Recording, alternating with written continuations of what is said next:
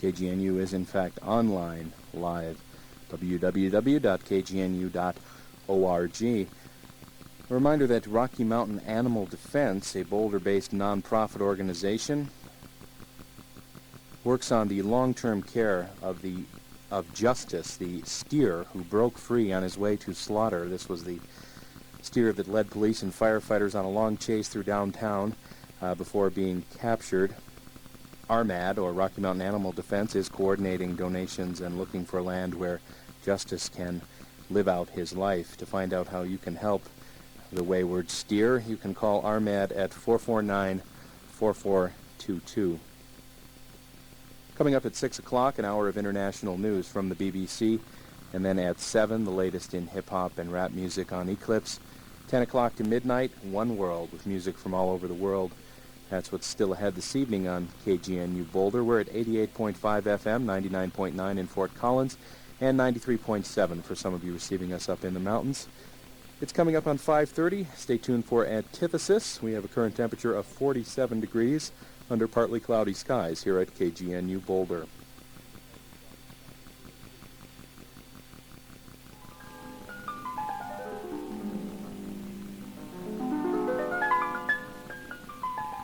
Good afternoon and welcome to Antithesis. Antithesis is a weekly radio soiree of stimulating, entertaining conversation discussing issues of importance in our daily lives. Antithesis airs Sunday afternoon at 5:30. I'm Richard Curtis. I'm Leo Grier-Ruiz.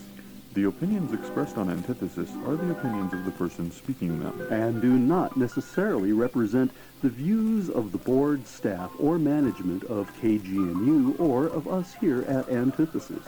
because I might not agree with him. And I might not agree with him.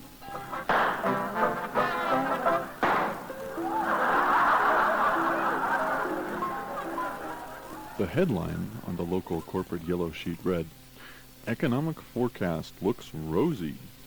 That was January 1, 1998.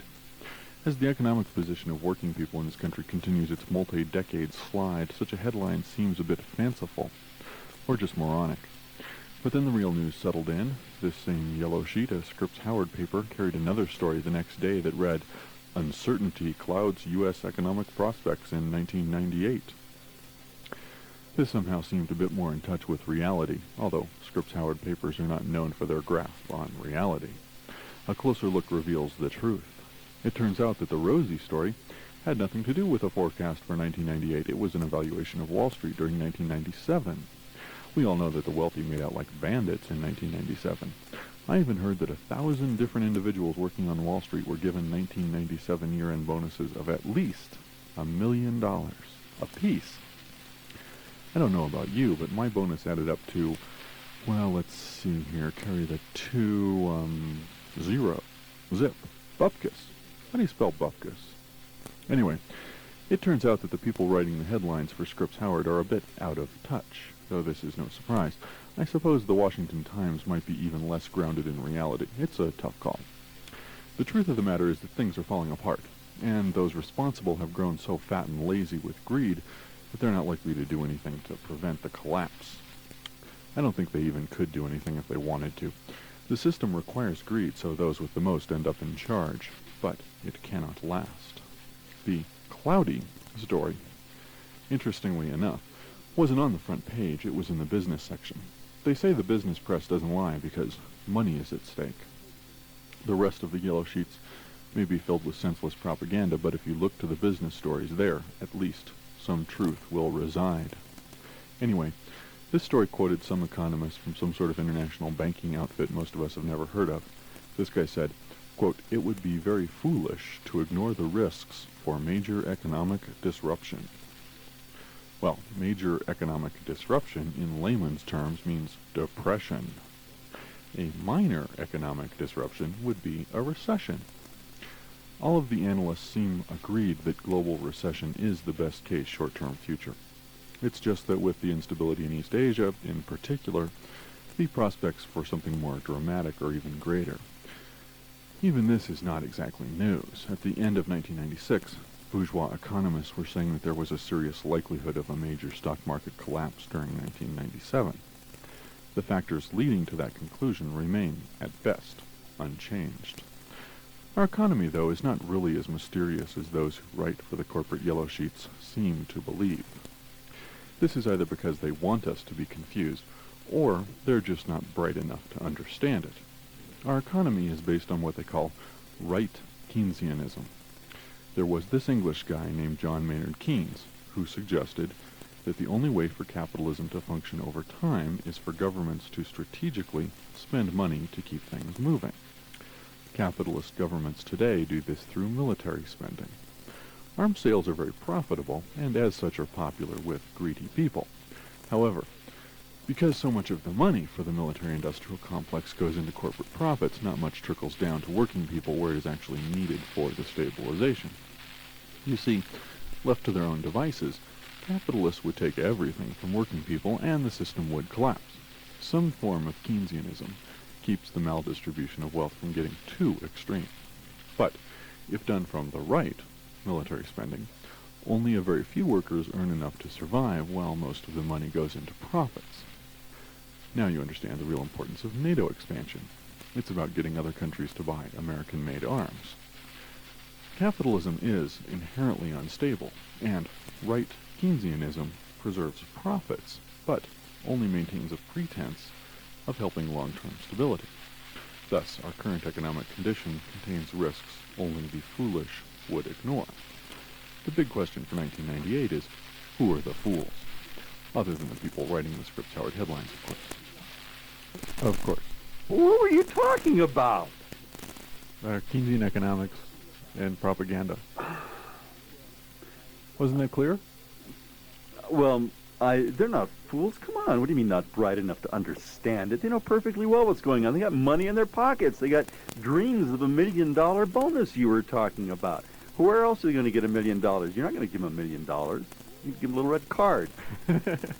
Well, there's no way that people in corporate America would even consider trying to prevent or end this sort of exploitation of other classes and the economic situation right now. They're getting rich. That's what they want to do. That's what they're there for. That's what it's all about for them. They're not going to try to do anything helpful at all. They're going to try to promote it and exploit as much as they possibly can before the bottom falls out. And that is the voice of Pam White. Managing editor. Oh, there you go. Oh, we both did it. Let's say it together. No, Go ahead, together. guys. Managing editor of the Colorado Daily. Thanks.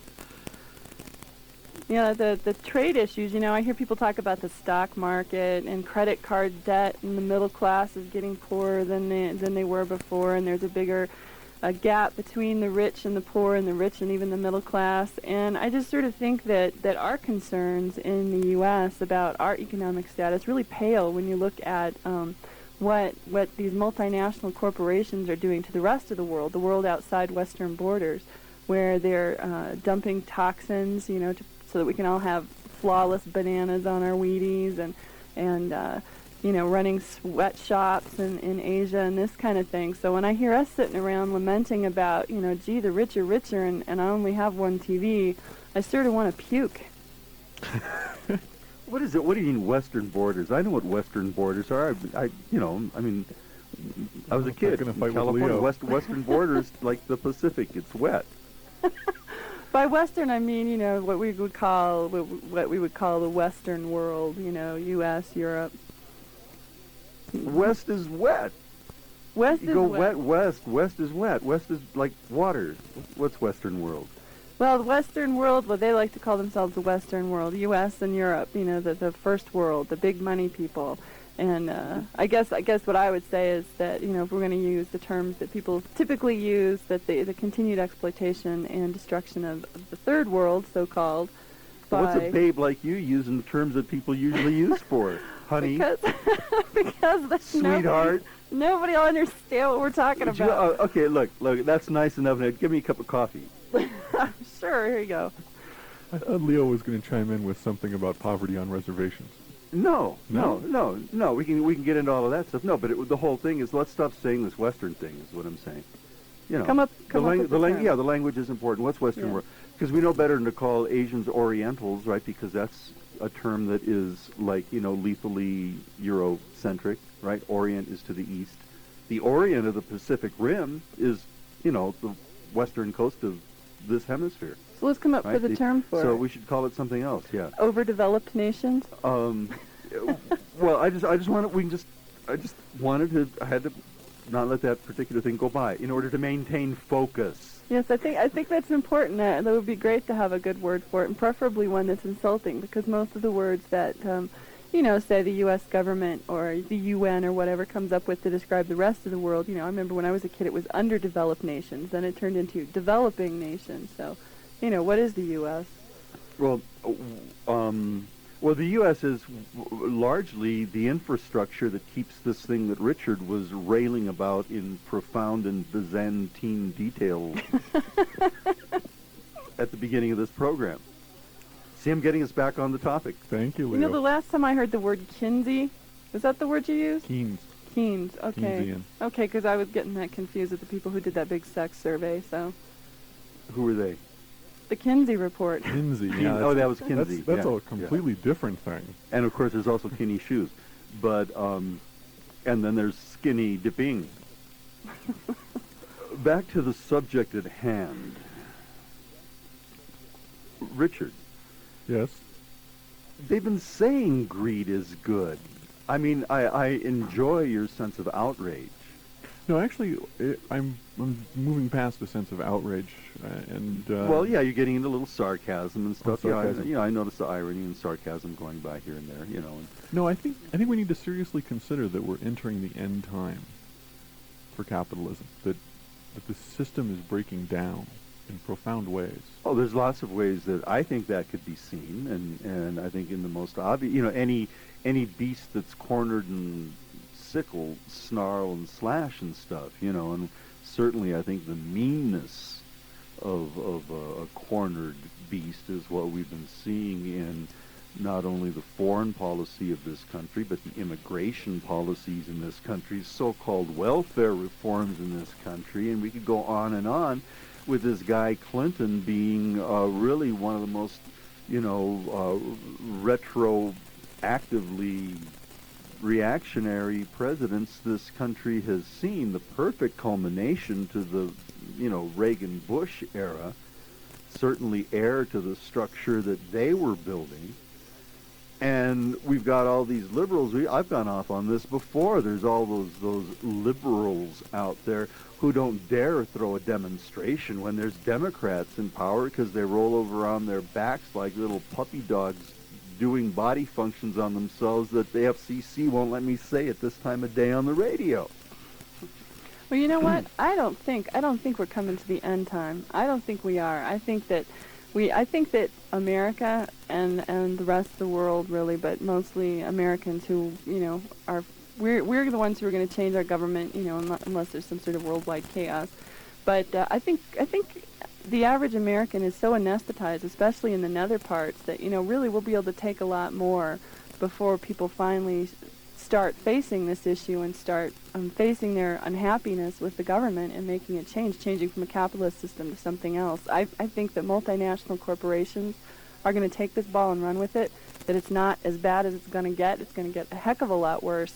And really, they're going to be running things, and the government, in terms of the White House, whoever's sitting there is going to have a lot less to do with it than what we all think. But maybe I'm just paranoid. And I would throw something else in. I would throw in people being... we're going to see... This is going to sound crazy and trivial, but I think we're going to see a lot more video screens all over the place. More of them and bigger ones. It's already well known that the effect of watching a video display terminal on the brain is such that it meets certain needs of addiction. Well, if they say that about TV, would that be true about other? It's the same thing. It's a video display terminal. You're dealing with exactly the same phenomenon. Well, it has to do with frequencies of light. And exactly with the tracking pattern of the cathode tube, something like that. And but anyway, I was in a well, because I think that this is one of the many ways that people are kept from appreciating the reality around them. There's a lot of folks who think that they're enjoying themselves. I was in a restaurant today having lunch There's like 3 TVs on in the place. People are lulled into thinking they've got something because they have the image of it. I think, too, people are lulled into thinking they have some control over their lives because they get to make so many decisions. For example, is it going to be cornflakes or Cheerios this morning? Or which of my, 55 channels or something? Right. 80 channels, 100 channels, 500 channels? They have power over these petty things. They get to make these choices. They get to engage in a variety of different entertainments that are very numbing. But, despite the fact that I think that there's a certain degree of unawareness of how this manipulates and anesthetizes people, I still think that there are a lot of people out there who are a lot more aware than they're letting on, who have some notion of what's happening, but every time reality starts filtering back to their retinas and into their brain, they turn off because it's really hard for them to deal with, because they might have to turn off the TV set, they might have to bust a move, think for a minute, they might even get pissed off if they think about what's going on. The real world doesn't just have sights and sounds. The real world has temperatures and smells and other tactile elements that are entirely missing from so much of people's lives. And one of the objective measures of quality of life in the United States being better than quality of life anywhere else in the world, coming from the folks who are the cheerleaders for the people who's, that we're talking about here, Chamber of Commerce and all of them, one of the measures of quality of life here is the fact that there are 87 brands of puffed wheat cereal to choose from. That's right. It's a measure of success of our society that we have these consumer choices. But it's not really making choices. You can choose a different cereal every day of the week, and it's not going to change the fact that there are people starving in this country. It's not going to settle the racial issues, the gender issues. It's not going to settle any of that. And people, they waste their energies focusing on these things. And you're right. There are lots of different things besides the sights and sounds. The real world actually stinks. And people are going to need to get involved if they want that to change. And that means they're going to have to start finding a way to deal with the fact that they're pissed off. And it's okay to be pissed. And if you see something outrageous and awful, you get pissed. And that's what you do. And that's what you're supposed to do. And if you don't do that, something's wrong. Because I think of how much energy is siphoned off into music, into popular entertainment. And I've really been thinking a lot about advances in technology and how advances in technology become a part of the infrastructure of social control, and how they are used ultimately as counterinsurgency. Well, you know what? I want to suggest that you all are misunderstanding my point. I don't think that it... Okay. What's Two your point, people don't get it. One person does. All right. Well, I don't. No, that doesn't mean that I'm being clear, but what I'm suggesting is that it doesn't have anything to do with what we do, what people struggling for a more democratic society will do. That the system moves according to its own laws, and history moves according to its own laws. And when capitalism fails, it will fail in and of itself. The issue is, what will people do to pick up the pieces? And I'm suggesting that it is heading towards failure on its own. Doesn't matter what we do. Well, I don't think. Yeah, I'm not missing that point at all. What I'm saying is that we're dealing with the stranglehold of the beast that's not going to let go.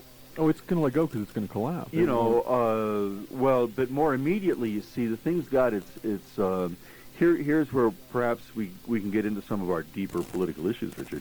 My own interaction with this particular beast is at the point of trying to trim its claws from time to time. Right. And dealing with people who really are at the point of having their guts ripped out, and I know some of them who've been buried because of the onslaughts of the beast. I'm thinking about people I know whose teeth are falling out early and whose hair is falling out in clumps, some of whom have, been in this radio station, as a matter of fact, and been on the air here because they live downwind and downstream from the Peabody coal mine on Black Mesa. So I can see where this beast is on its way out, but I also see it writhing. You know, a snake wrapping itself around its meal and squishing the life out of it is moves in much the same way as the same beast does if you cut its head off. You know, it writhes and thrashes and knocks everything down in its path. And I really think that things like the immigration issues that I mentioned earlier, the welfare issue that I mentioned earlier, the other very reactionary policies that are going in place all over the United States, all of those are actions on the part of this empire to buttress itself and to hold what little turf it's got left. And they'll do more. And it'll get of worse. Course, there's more, and it's going to get worse. Painful. It's only the beginning. Yeah, Proposition 187 was only the beginning. Then came 209, 207, whatever that was, that other most recent one. You know, it's very interesting because you can see the process. The official English movement consolidated, created what Martin Luther King Jr. called creative tensions, had people declare themselves around a lot of these issues. And then came the anti-immigrant move, which then coalesced those forces into what is now this bulldozer of anti-affirmative action. And I was saying it back then, the attack on people who speak languages other than English, primarily Spanish, of course, is but a disguised attack on all people of color. Then with the anti-immigrant stuff, I was saying the immigrants are just being put out as a convenient target, but it's really an attack on all people of color, and of course we have to include all poor people.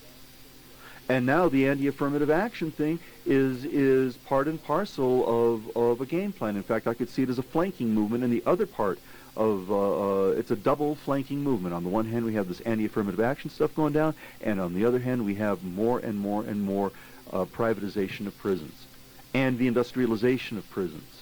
You know, the 13th Amendment to the United States Constitution said that slavery and indentured servitude were prohibited, except in the case of convicted criminals in something like punishment for their crime. I forget the exact language, but look it up yourself. Everybody listening to the show, get a copy of the United States Constitution. Go get one now, as soon as you can. Look up the 13th Amendment. It prohibits slavery and indentured servitude, except in the case of prisoners. Slave labor in the United States is legal according to the Constitution in prisons. So all of this posturing about slave labor, prison-produced goods in China is totally bogus, because they're doing exactly the same thing here as part of something which I see as the entrenchment of these very desperate forces that you're talking about. And you know, I agree it's on its way out. What are we going to do between now and the time that it goes out, and what is it going to become, and how long is it going to go? Because I think that it's quite capable of going on for long enough. I mean, it only needs to go on for, another, 3 or 4 hundredths of a second. If there's a slug of lead flying in the direction of you, it doesn't matter how long it takes for it to collapse. If it's Right. blowing your brains out, it only takes an instant. If it takes you down, then yeah, what does it matter? I really think it's going to be slower than we think. I remember when Republicans got Congress, and a friend of mine at the Daily said, "Oh well, it just means the revolution will come a little sooner." And on the one hand, that's a nice thing to think, but I think that this beast, as Leo's been calling it, is really a lot stronger. And I think capitalism may collapse on its own, but who's to say what'll rise up out of the ashes? There's always carpetbaggers everywhere, and I'm completely convinced that they're capable of regrouping should the economy collapse and coming forth in a new guise. We had all the after the Depression, we had a lot of social programs come forth that are very contrary to what our government stands for now. And, it's not like anything changed permanently then. I really think it's going to be a long time before we're not dealing with capitalism, because it serves the needs of the people with power, and there are too many of us who are willing to look the other way. That's it. There's a bigger point, which has to do with the economy and how the economy functions. If the economy ceases to function, capitalism ceases. And the difference between now and the 1930s is that all of these international trade agreements and the whole tendency around downsizing government are limiting, severely limiting, the power of government to respond to the crisis, which, any sane economist will tell you there will be cyclical crises in capitalism. But because the government is not in a position to respond the way it was in the 30s, it can't save it. I mean, that's what happened in the 30s. Right, the government. However, I think that at this point, I could argue that capital will do something similar to what the human body does when under attack. What's called shock is the body's way of withdrawing blood from the extremities and pooling that blood in the center of the body, where damage to those extremities will not result in rapid death. That's basically what's going on in the shock phenomenon. And I'd suggest that capital is become so centralized that multinational capital is able to be directed in such a way that it could withdraw from those areas where the power which accrues to it will be kept from leaking out, and that there are areas with such tremendous population densities now where it would be easy to see major die-outs of human populations in some areas, which would really only demand just sort of management of the labor pool, redirection of I just can't see where. This ties into something. I mean, I'm thinking 3 or 4 things. I'm trying to get them all out straight at the same time, Rich, because this is really serious and this is really important. I was having a conversation very much like this, where I said something very much like what you just said to the man who was the Sandinista ambassador to Zimbabwe, Francisco Campbell, who is now the rector of the Autonomous University based in Bluefields on the southeastern Nicaraguan coast. And he said, what you're not taking into consideration is the industrialization of space. And I'm like, oh. And so what? And what he was saying was that those of us who were needed as surplus labor pools are no longer going to be needed to be tended by capital, which is now finding another way to develop resources and even with less labor intensity than what was used in the past, and that this was directly tied into the national security ideology driving the United States in its relationship with the rest of the world, and that our entire relationships with what I've called the beast are going to dramatically change, that there's going to be a whole shift in attitude as to how the ones who at one time added value to raw materials in the form of their labor, that they're just not going to be needed. They're out of the equation, and we have to figure out what that is going to do to things. What is it going to mean if capital is going to be able to use resources that it can mine in situations of zero gravity, and piggybacking its efforts on this military exploration of space? I don't think they have that much time left. But even if they did, that doesn't solve the problem. I mean, Well, I'm not saying solve the problem, because I think it makes the problem worse. Well, the point that Keynes was making is that ordinary people have to have money to spend. Mm-hmm. If people don't spend money, the system won't function. Right. So what you're suggesting about industrialization of space would only accelerate the problem, assuming they have enough time to even start that process. Well, if we look at a historical precedent, though, I think the last time that there was a crisis that looked this grave to capitalism was about the time that Europeans needed to jump off of their part of the planet and do what they call discovery.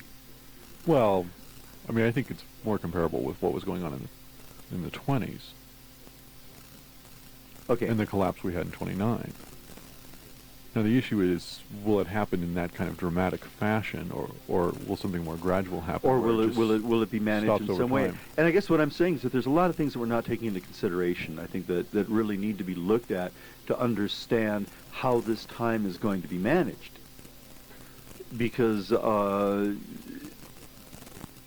been having so much fun. I forgot it's time to go. what do you mean it's time to go? We're only on for so long. See, the music started and everything. Well, some people say they're on for too long. Ooh, well, but that's the end of the show. Is that the end of the program? We're going to have Well, to see you later. talk Oh, about hey, it Pam later White's or going to be something. back next week. Yay! Yep. And thank you very much Well, for listening. So is that it? We tried to keep it online, folks. I mean, we do the best we can. So the only thing I have left to say at this time is nighty-night. Nighty-night.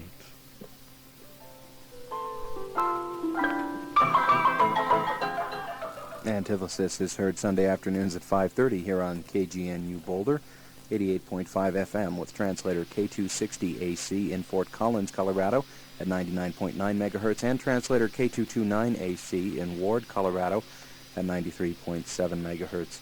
Good evening. It's just before 6 o'clock now at Boulder County Community Radio.